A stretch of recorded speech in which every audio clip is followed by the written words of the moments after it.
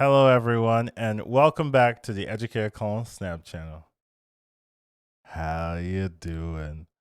So today we're going to be doing something a little bit different.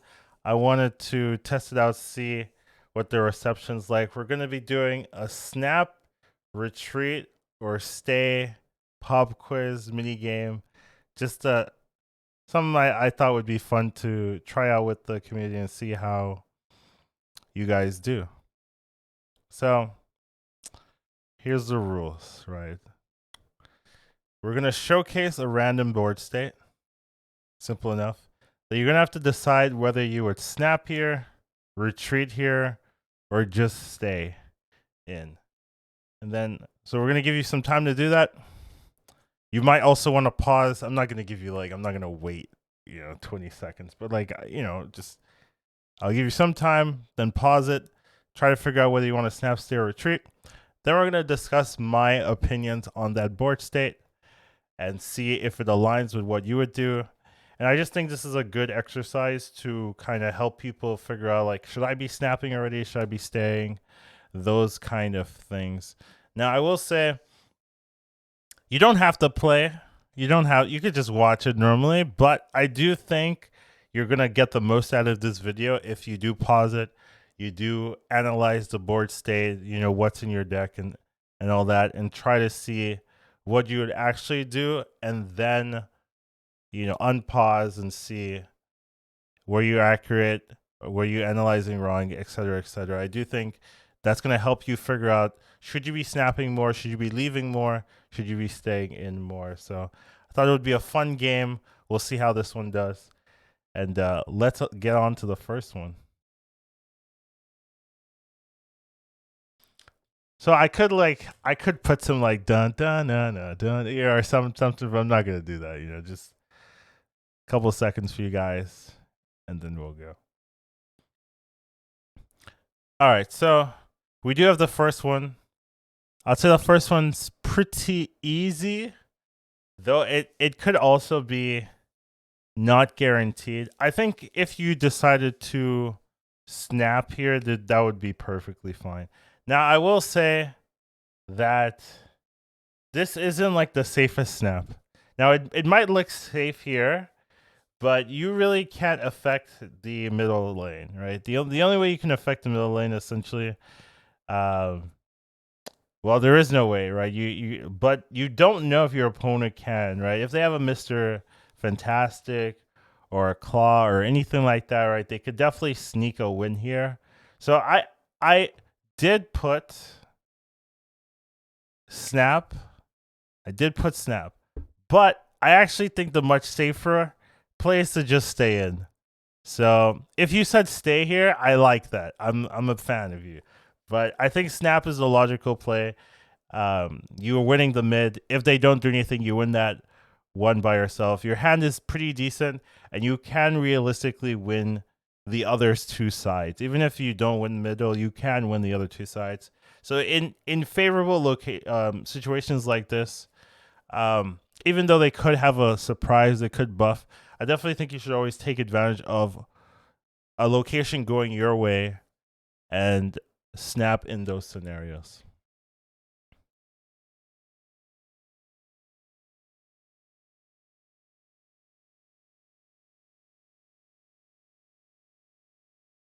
All right. So here on this one I think is pretty telegraphed, pretty obvious where I want you guys to pick here. This one, of course, is a retreat, right? So if you look at this, you played Zabu on 2 on the right side. Right side turned out to be Clintar. That's not that good for you. You're going to be losing that Zabu synergy, and usually the Zabu synergy, you take advantage of it on 5 and 6. So those are really important times to have lost your Zabu. And then your opponent played Electro in Clintar, so they're eventually going to lose that -1 summon per turn restriction, and then they're gonna ride that to victory. So definitely think if you get put in this situation, especially if they snap, you really never have to leave if they don't snap. But basically, if I say if we've picked retreat, that is in response to them snapping you on this turn. So definitely a scary one, something you want to avoid, and pretty good for them. Now, usually when it comes to snapping, if I'm thinking from the opponent's side here, you don't want to snap like on this turn. You want to snap the turn before. So on turn 3, when you're playing the Electro on the Quintari, that's when you want to snap. So if you snap like turn 4 after the Electro's down, that's a misplay in my opinion. You got to snap before they even know you have the Electro on the field, and that's really when you take advantage of the situation. So that's really how you get people. But I would say like if the opponent snapped turn 3, like you could justify leaving that turn because you know you're going to lose your Zabu in your important turn. So even that turn 3 snap, even without seeing that Electro, you could justify, oh, maybe it's time to go.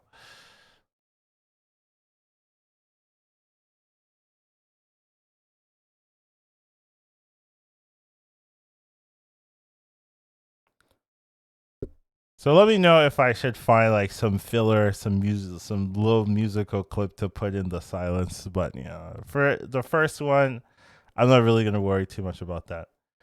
For this one, if you look at it, I think this one is pretty safe here.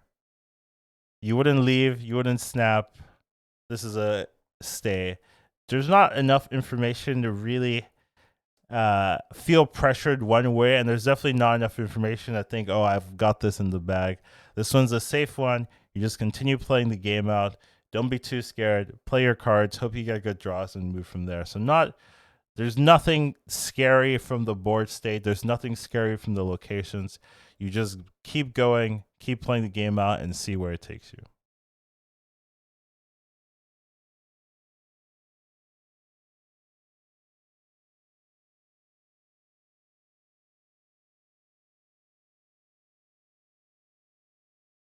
All right.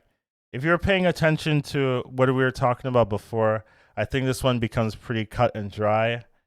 You definitely snap here, right? You're playing Electro into the Volmir. It's going to get destroyed. And then you also have the Leech or the Sandman follow up into the Doctor Doom follow up. It's so good.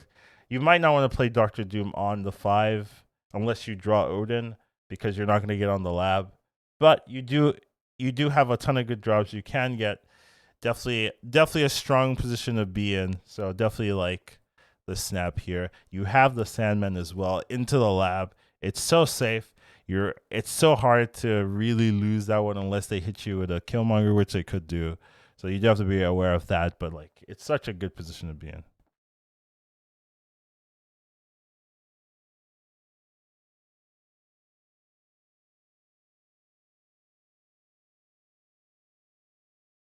All right, so this one not looking great for you, right? You have the Lockjaw. The Lockjaw pulled a Wasp. You can actually tell what you put into the Lockjaw if you're paying attention. You can tell exactly what card was put into the Lockjaw. You pulled out a Wasp. Not a great position. They're winning 2 sides. Negative zone's hard to contest. And they have a Sunspot in the vaults with a Demon. Really strong board state for them. So obviously this one is definitely a retreat. You get out of here. You don't want to stay in for this one. It's actually turn 4, by the way. I got lazy apparently, and I did not fix this. But yeah, it's turn 4 here.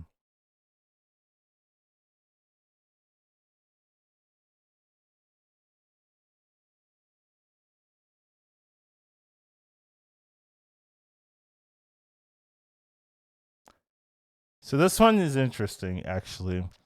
If you're paying attention, this is actually the same game from the last one, but 2 turns uh, in the past. And here, obviously, I'm gonna say here you can stay. However, if they snapped you on this turn, I think it's you'd probably leave. This is not a good position to be in. So you're playing in. If you look at their board, you're playing into some kind of destroy deck, right? Like that's not great. And then they hit Savage Lands in a destroy deck, and then they have Hood Bucky in negative zone, you know they have a way to trigger that. So they're either gonna carnage you or hit you with the other one, the 5 power one. So they're gonna be doing pretty well in that negative zone. They have a demon, right? And you have to be aware of, oh, the Killmonger could go in. You have the Thor, you have the Lockjaw, but your Lockjaw isn't really that good here. You don't have your 0 mana cards, you don't have your early game. So there's not a lot of like good payoff for the Lockjaw. And you can't really play it middle. You can't really play it right. So you have to play it left. So you're kind of limited in how you want to get that big power. And a lot of your big cards are already on your field. There, I think if they snap you here and you look at your hand state, you shouldn't be confident. So even though I have this as a stay, if they snap you here, this is actually a retreat. So I definitely want to let you know, like even this early, if you analyze this board state correctly and your opponent snaps you here, if you're paying attention, this should not be something where you're like, it's fine, I should just stay in. If they stab you here, you're actually not in a great spot at all. So that's just something I wanted to point out. Even though here it's a lot easier to know you're behind. If they snap you here, you should also like at the highest levels know that you're behind. So definitely I thought it was pretty interesting.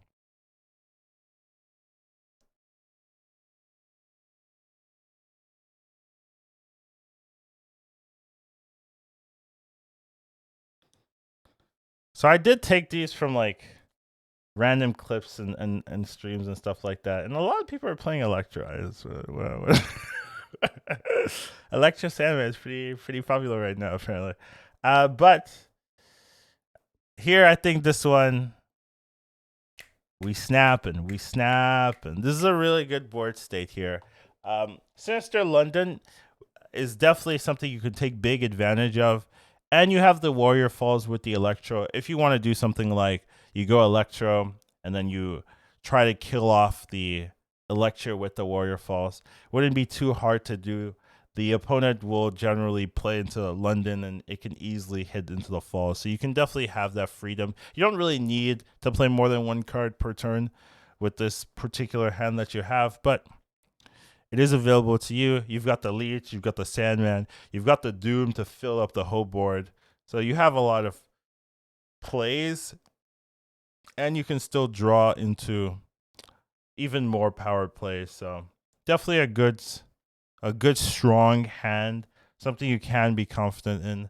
The Lizard doesn't tell you too much that you're like, oh, I must be scared because they play a Lizard here. Not really get that feeling. So I definitely think you can snap here and take advantage of the scenario.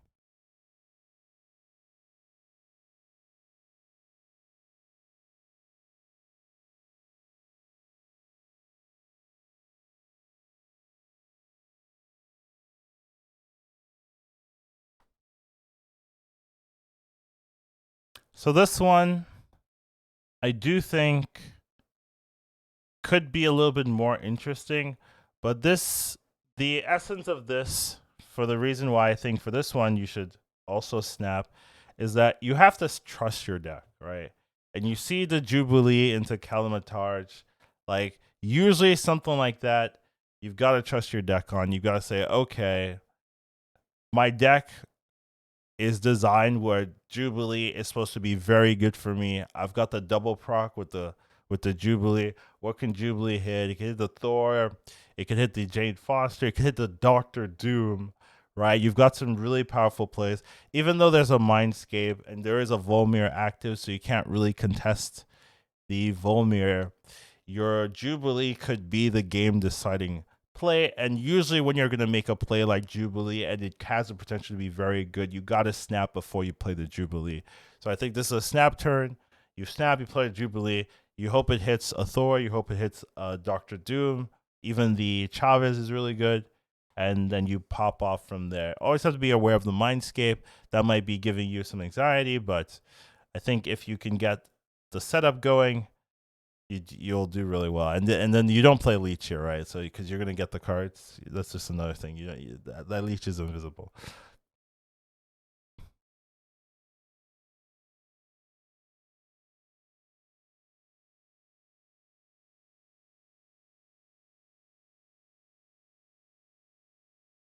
All right. So this one you might take more time than normal because they didn't have a traditional deck tracker. So I had to go and like, show you what was actually left in the deck. But I think for this one, if you're paying attention, you're looking at all the options, blah blah blah. This one you stay. So they've already snapped. So that's one thing to keep in mind. Like so you could have said, oh, I snap here or whatever. That's also correct. But they've already snapped, so like you can't like double snap. But overall, you've got the Lockjaw, you've got the Sunspot, you've got the Quinjet active. They played that Dr. Octopus on the left lane. So the one scary thing is that if they Shang-Chi you on the left side, you instantly lose. But they only have one card in their hand, so it's a card they top decked. The chance that the top deck Shang-Chi is not high, and the chance that they're running Shang-Chi in a discard list like this is also not super high, so I wouldn't really be super worried. I will say the Dr. Octopus is a kind of a unique addition, so they could be running Shang-Chi. It's not 100% that they're not, but I wouldn't really focus on that. You are losing mid, and you can't contest that well, so there is that risk, but you do have the Quinjet and the stones. There's 4 cards left in the deck. So if you play Space Stone, Time Stone, right, you can draw 2 and then hit the other 2. And the hits are really good. You could hit Blue Marvel, which is like maybe not that good. You hit Chavez, which is okay. You can hit Devil Sword with a full hand, right? That's a lot of power. And you can also hit Shang-Chi. They have a Morbius, which is at 10 power, so Shang-Chi will kill it. So there's actually a ton of hits that actually do really well for you. Plus, you're not spending any mana. That Sunspot's going to get full pump. It's actually a really nice board state for you to be in. Now, what I thought was interesting is that watching the player, they actually left here. Even though they snapped and it was for 4 cubes, they left here. And I was just like, you stay here for sure, 100%, not 100%, but the likelihood you win this is really high. So I just wanted to put it in. Maybe it also tripped up some of the viewers here, but I actually think you have such a strong position, and this is why Thanos is really good, right? Like even these risky scenarios, like if you trust in your deck and stuff like that, it carries you in a lot of games. So definitely an interesting one, but definitely think you can stay in, go for the risk, especially when you've already committed to the 4 cubes. I do think an issue people have is they don't leave enough, even though they've committed 4 cubes. But also leaving when it's like a 50-50 or something like that is also kind of weird, because if it's a flip and you lose the flip, okay, you lost 8 cubes, but by leaving already, you've committed the 4 cubes guaranteed, right? So it's usually when you know you've been bested, or the likelihood is very low that you won't stay in. But I think here you have a lot of options to get the win there. And the one draw that they had, there's a good chance that it's not the card they need. So definitely think that they could have stayed.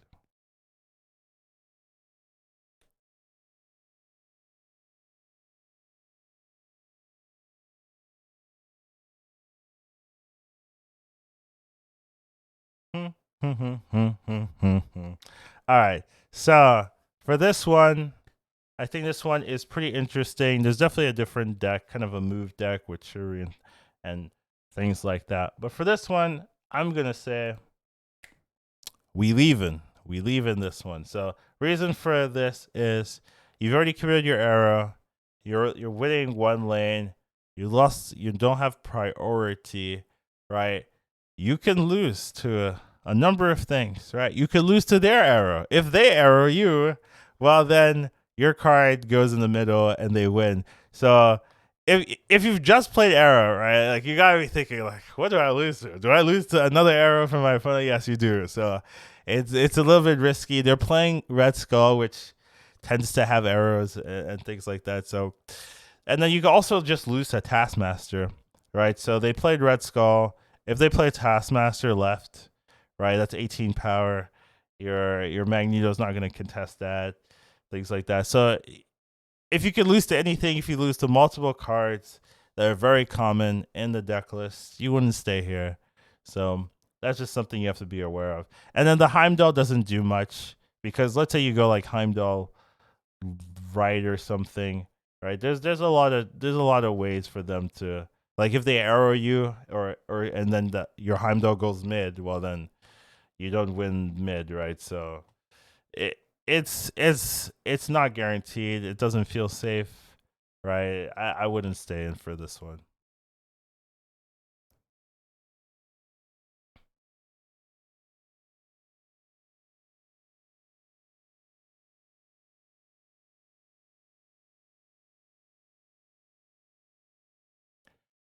So this one's pretty interesting. Um, the opponent hasn't played anything. You've got the armor down, but you've got a pretty nice curve, right? So what I really like about this hand is that you actually can play the whole game out without drawing anything else. And also your opponent hasn't played a single card. So it's turn 3. They haven't really telegraphed anything, but that means like they don't have any setup, right? They don't have a Zabu setup, they don't have a Quinjet setup, they don't have, you know, any extra setup that you'd be scared of, like a Psylocke. Is, you know, like that could be scary because like, oh, maybe they have negative.